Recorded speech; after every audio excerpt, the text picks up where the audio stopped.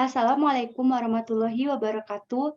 Perkenalkan, saya Elsa Fitri, NIM 20233025, Prodi D3 Manajemen Pajak. Perkenalkan, nama saya Febriana Nanda Putri dengan NIM 20233032 dari D3 Manajemen Pajak. Baiklah, saya akan membacakan materi yang pertama, yaitu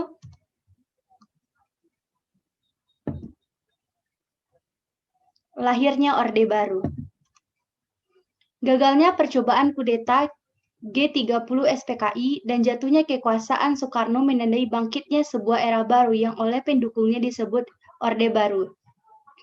Kelahirannya ditandai oleh pemberian mandat yang dikenal dengan Surat Perintah 11 Maret 1966 atau Super Semar oleh Soekarno kepada Soeharto untuk mengatasi situasi yang diakibatkan oleh timbulnya pemberontakan kaum komunis tersebut.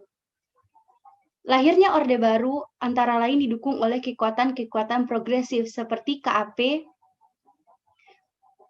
KAMI, KAPPI, dan TNI. Umat Islam yang mempunyai andil besar dalam aksi-aksi penumpasan dan pengayaan G30 SPKI juga menempati posisi yang sangat penting dan strategis sebagai eksponen utama kekuatan progresif pada Orde Baru. 6 Panglima Kostrat, Letnan Jenderal Soeharto muncul sebagai perwira paling senior dalam penumpasan percobaan kudeta tersebut. Soeharto menegakkan masalah legitimasi ketika kekuasaan sedikit demi sedikit diambil alih oleh Soekarno pada akhir 1965 dan awal 1966. Keharusan Soeharto adalah untuk meyakini bahwa rezim baru ini adalah pewaris yang sah dan konstitusional dari presiden pertama. Dari khazanah ideologi Soekarno, pemerintahan baru ini mengambil Pancasila sebagai satu-satunya dasar negara. Dan karena itu merupakan resep yang paling tepat untuk melegitimasi kekuasaannya. Perintah Orde Baru terus-menerus menetapkan kekuasaannya di atas panggung politik Indonesia. Orde Baru membedakan dirinya sendiri dari Orde Lama dengan mendefinisikan diri sebagai berikut. Yang pertama, sebuah tatanan negara dan bangsa yang didasarkan atas pelaksanaan Pancasila dan Undang-Undang Dasar 1945 secara murni dan konsisten. Yang kedua, sebuah tatanan yang berusaha mewujudkan cita-cita kemerdekaan, yaitu keadilan dan kemakmuran rakyat Indonesia berdasarkan Pancasila. Yang ketiga, sebuah tatanan yang bercita-cita membangun sistem negara dan masyarakat berdasarkan undang-undang, demokrasi, dan hukum. Yang terakhir yaitu sebuah tatanan hukum dan tatanan pembangunan. Sementara mengidentifikasi dirinya dengan 4 karakteristik tersebut, Orde Baru mencela Orde Lama menyimpang dari semangat Pancasila dan Undang-Undang Dasar 1945. Misal karena penerapan demokrasi terpimpin dan Nasakom, serta mengangkat Soekarno sebagai presiden seumur hidup. Orde Baru memberikan prioritas nasional terhadap pelaksanaan pembangunan dan modernisasi, khususnya dalam kehidupan ekonomi dan pertanian untuk meningkatkan kesejahteraan sosial bagi seluruh rakyat Indonesia. Meskipun menghadapi masalah-masalah ekonomi dan stabilitas politis dan keamanan ketika itu, Orde Baru juga harus menyelesaikan masalah legitimasi ideologinya pada tahun 1966 dan 1967. Dasar-dasar dari suatu pemerintahan yang legitimasi oleh ideologi Pancasila. MPRS mengeluarkan sebuah keputusan pada tanggal 5 Juli 1966 yang mengesahkan pengambilalihan kekuasaan oleh Soekarno dan menjelaskan penyelewengan-penyelewengan dalam pelaksanaan Pancasila dan konstitusi yang telah terjadi selama Orde Lama di bawah pimpinan Soekarno.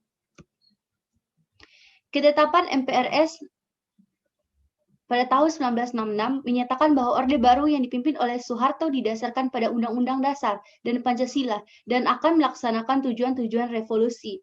Ketetapan ini dengan tegas mengakui keabsahan legalitas dan semangat revolusioner Undang-Undang Dasar dan Pancasila, walau demikian disebutkan semua itu tidak dilaksanakan dengan benar dan tepat oleh Soekarno. Pengukuhan Soeharto menjadi presiden penuh oleh MPRS pada bulan Maret 1968 dapat dipakai sebagai sebuah ukuran bahwa kaki Orde Baru sudah tertanam kuat.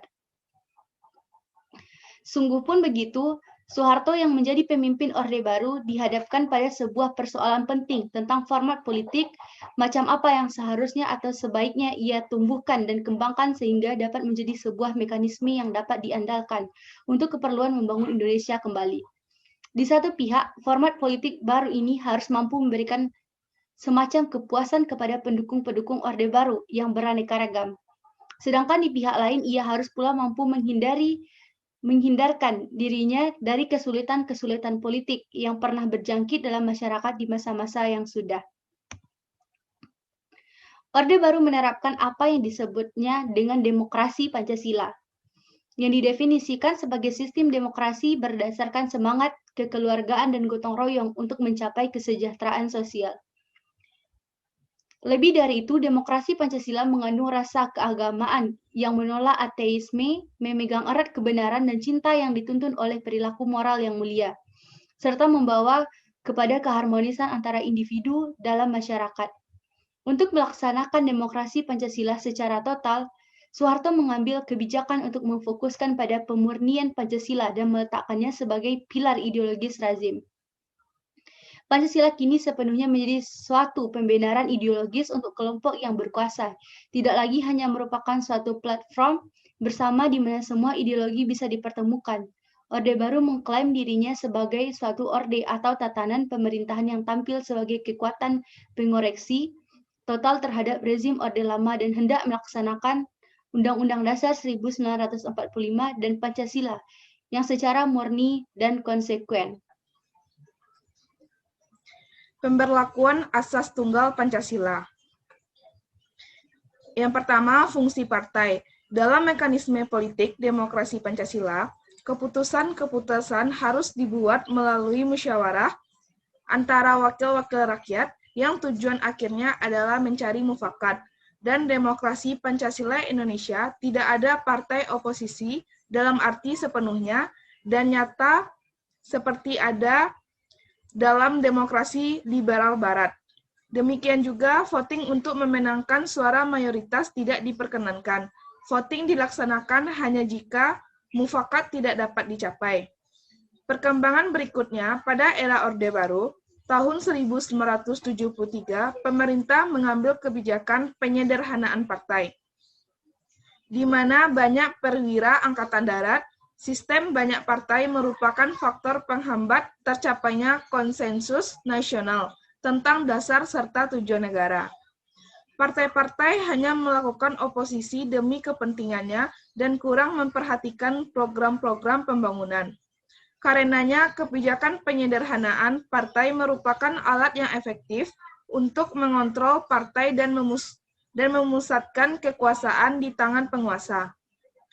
Pengalaman traumatis atas kegagalan partai-partai politik di era demokrasi parlementer adalah sebagian sumber cara pandang perlunya penyederhanaan partai. Partai para politis sipil dan ideologi yang dianut oleh partai-partai, stabilitas politik, dan pertumbuhan ekonomi.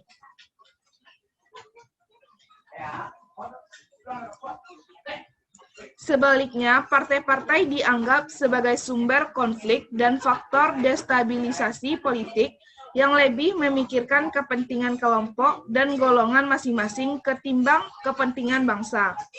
Jumlah partai dan ideologi yang dianut dianggap identik dan jumlah konflik yang dihasilkan. Karena itu, jumlah partai dan ideologi harus disederhanakan. Penerapan kebijakan tersebut menghasilkan pembentukan PPI, PDI, dan Golkar. PPP yang formalnya didirikan pada tanggal 5 Januari 1973 merupakan fungsi dari 4 partai Islam yakni NU, PSII, Perti, dan Pramusuri, sedangkan PDI yang formalnya didirikan pada 10 Januari 1973 merupakan penggabungan dari PNI, Parkindo, Partai Katolik, IPKI, dan Partai Murba. Setelah kedua partai tersebut terbentuk pada tahun 1974, pemerintah mengajukan RUU tentang partai politik dan golongan karya yang isinya hanyalah melegitimasikan keadaan yang telah ada. Di dalam RUU tersebut tidak disinggung tentang apa yang dimaksud dengan partai politik dan golongan karya.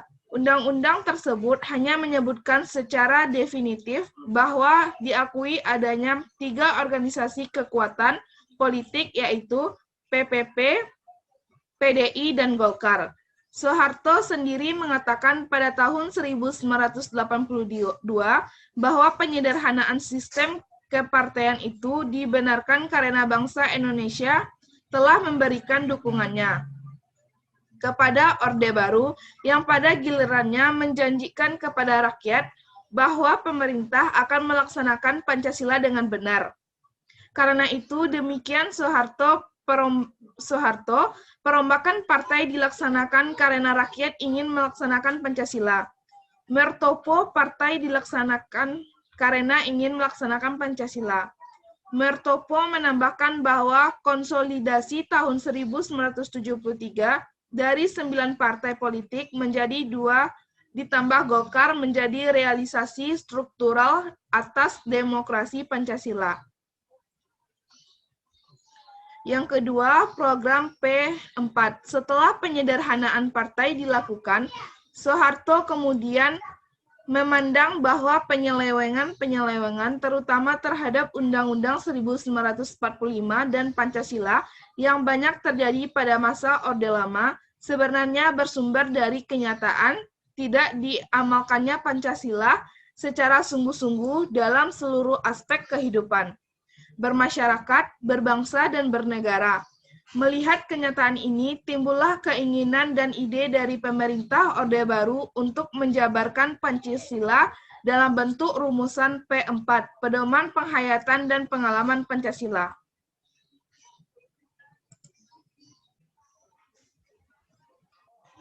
Dengan diproklamasi oleh Presiden Soeharto sendiri, akhirnya P4 pada tahun 1978 berhasil dirumuskan, dan rumusan ini disahkan oleh sidang MPR melalui ketetapan MPR nomor 11/1978. P4 dimaksudkan sebagai penjabaran dari sila-sila yang terkandung dalam Pancasila. Penjabaran Pancasila sebagaimana tercermin dalam P4 ini dimaksudkan untuk menjadi pedoman bagi seluruh bangsa Indonesia. Tercermin dalam P4 ini dimaksud untuk menjadi pedoman bagi seluruh bangsa Indonesia dalam mengamalkan ajaran dan nilai-nilai Pancasila itu dalam segala aspek kehidupan berbangsa dan bernegara. 15.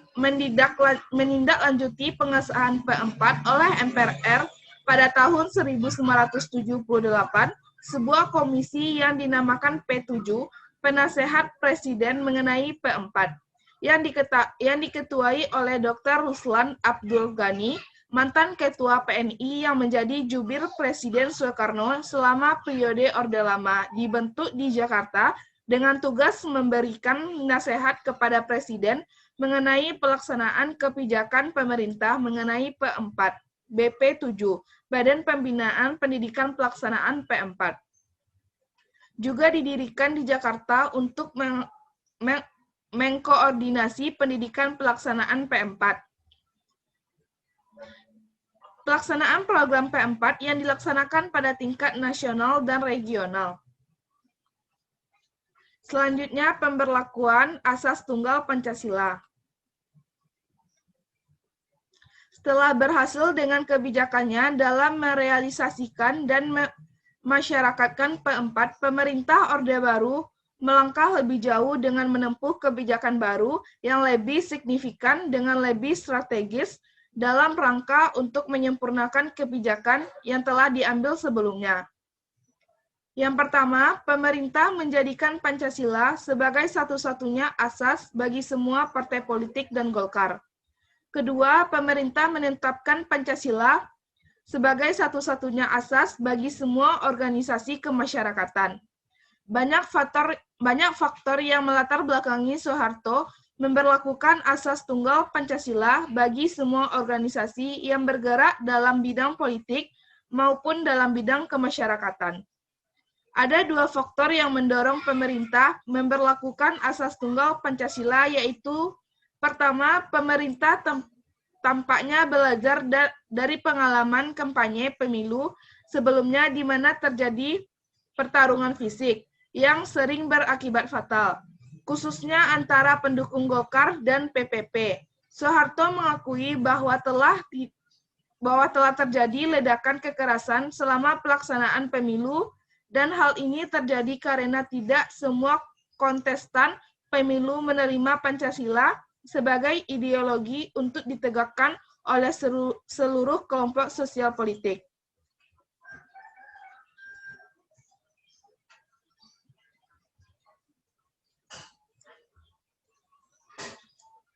Pada waktu itu, harian Kompas sebagaimana dikutip oleh Faisal Ismail melaporkan bahwa telah terjadi bentrokan antara para pendukung PPP dan Golkar di berbagai wilayah, khususnya di Jakarta dan Yogyakarta.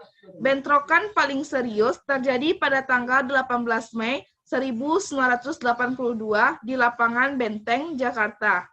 Ketika Golkar sedang mengadakan kampanye, para pendukung PPP dilaporkan telah menentang Golkar, mengakibatkan kerusuhan yang berakibatkan ditangkapnya kurang lebih 100 anak muda. Penguasa melarang semua bentuk arak-arakan kampanye dan Menko Polhukam Suedomo memerintahkan aparat keamanan untuk menembak di tempat setiap pelaku kerusuhan. Yang kedua, secara ideologis, Pancasila akan menempati posisi yang lebih kuat dalam kehidupan sosial dan nasional bangsa Indonesia. Ide ini dampaknya diperkuat oleh fakta bahwa sepanjang menyangkut Islam politik, PPP masih mempertahankan Islam sebagai asasnya di samping Pancasila. Selain itu, motif utama memperlakuan asas tunggal itu ialah untuk melindungi Pancasila sebagai ideologi nasional dan untuk terus menasionalisasikannya dalam kehidupan berbangsa dan bernegara. Langkah awal usahanya memberlakukan asas tunggal Pancasila, yaitu dalam dua pidatonya. Satu pada peringatan Hari Kemerdekaan 1982, dan lainnya pada bulan Juli 1983, Soeharto menjelaskan dasar pemikiran pemerintah untuk melaksanakan kepatuhan kepada Pancasila. Dalam pidato pertama itu, Soeharto memperingatkan adanya ideologi-ideologi alternatif selain Pancasila yang masih dikemukakan di Indonesia. Karena itu, dia menetapkan bahwa semua organisasi sosial politik harus menerima Pancasila sebagai asas tunggal. Sedangkan dalam pidato yang kedua, ia mengesahkan dan menjelaskan kembali maksud untuk mengharuskan semua organisasi, terutama pada partai politik, menerima Pancasila sebagai asas tunggal. Dalam pidato di depan perwira ABRI senior, Soeharto mengatakan bahwa penerimaan tanpa syarat atas Pancasila adalah penting untuk stabilitas dan kesatuan nasional. Dia mengatakan bahwa walaupun Orde Baru telah didasarkan pada Pancasila selama bertahun-tahun, masih ada orang-orang dan kelompok yang menolak menerima Pancasila atau menganggap Pancasila berbahaya. Gagasan pemerintah tentang penyatuan asas bagi seluruh partai politik untuk pertama kali diajukan Soeharto pada pidato kenegaraan di depan sidang DPR 16 Agustus 1982. Kemudian gagasan ini dimasukkan ke dalam ketetapan MPR nomor 2/1983 dengan alasan demi memelihara, memperkuat, dan menetapkan Pancasila dalam kehidupan sosial dan nasional bangsa. Seluruh partai politik dan Golkar harus menjadikan Pancasila sebagai asas tunggal Pancasila. Dengan ketetapan ini, pemerintah menghapus asas khusus dan karakteristik tersendiri yang menjadi landasan PPP dan PDI. Untuk PPP adalah Islam, sementara PDI adalah demokrasi Indonesia, nasionalisme Indonesia, dan keadilan nasional.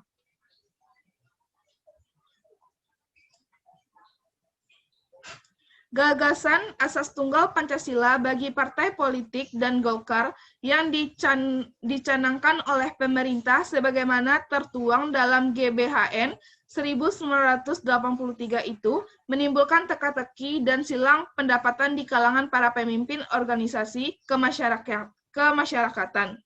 Mereka bertanya-tanya apakah kebijakan itu berlaku juga bagi organisasi masyarakat yang dipimpinnya.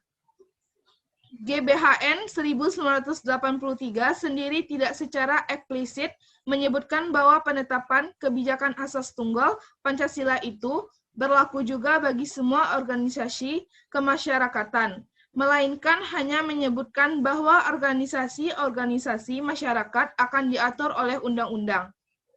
Kemudian klarifikasi tentang diberikan oleh Menteri Muda, Urusan Pemuda dan Olahraga, Abdul Ghaffar, pada tanggal 30 Agustus 1083 setelah berkonsultasi dengan Soeharto, ia menegaskan bahwa penerapan kebijakan asas tunggal juga berlaku bagi organisasi bermasyarakat dan undang-undang untuk ini. Setelah nantinya mendapat persetujuan dari DPR, akan segera dikeluarkan dan diberlakukan. Meskipun mendapat berbagai reaksi, pemerintah tetap merealisasikan rencananya untuk menerapkan Pancasila sebagai asas tunggal bagi semua partai politik. Pada tanggal 19 Februari 1985, pemerintah dengan persetujuan DPR mengeluarkan Undang-Undang Nomor 5/1985. Menetapkan bahwa partai-partai politik dan Golkar harus menerima Pancasila sebagai asas tunggal mereka.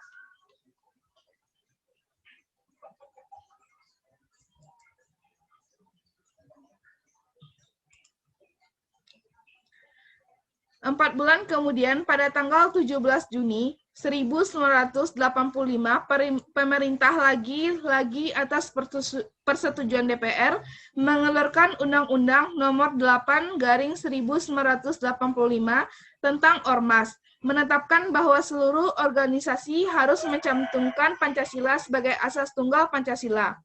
Undang-undang yang diajukan pada tahun 1982 dan resmi diterima pada tahun 1985 menegaskan bahwa semua organisasi sosial harus menetapkan Pancasila sebagai satu-satunya asas dalam anggaran dasar mereka. Dan dalam prakteknya, ia berarti bahwa tidak peduli maksud dan tujuan didirikannya organisasi tersebut, baik keagamaan. Hal ini berarti bahwa penolakan Pancasila sebagai asas tunggal oleh partai politik dan ormas manapun akan mengakibatkan dibekukannya organisasi tersebut oleh pemerintah.